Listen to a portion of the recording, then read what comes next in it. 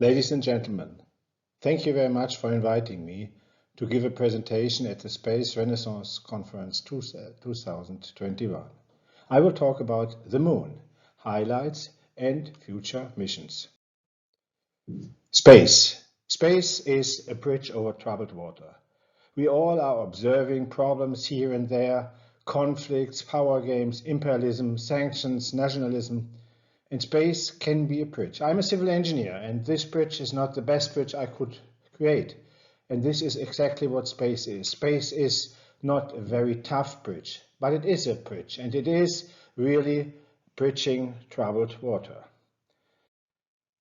ESA, the European Space Agency, defined an exploration framework, which is called the European Exploration Envelope Program, with three main destinations. It's the ISS, low Earth orbit, it's the Moon, and it's Mars.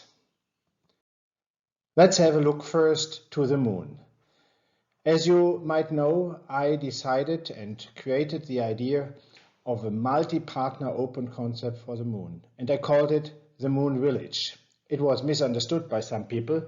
They thought it's really a village with houses, with a church, and all of this. That's not the idea. The idea is to work together, to go to the Moon and work there together.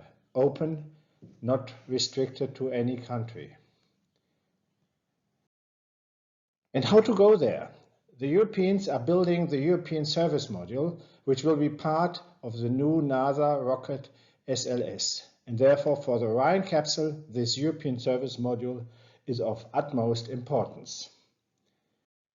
We are developing these, and we already delivered ESM1 and ESM2, and there will be ESM3 and so on and so on.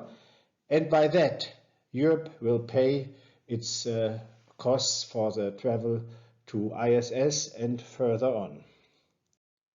The next step, of course, is the gateway. We signed already the ESA-NASA MOU to develop the gateway and to develop also European parts of this gateway. The idea is to go to the Moon. Some people are talking of going back to the Moon. What does it mean? Going back to the Moon would mean to go there exactly the way the Americans did it and the Russians tried it in the 60s of last century. And that means in competition against each other. I believe this is not the right way.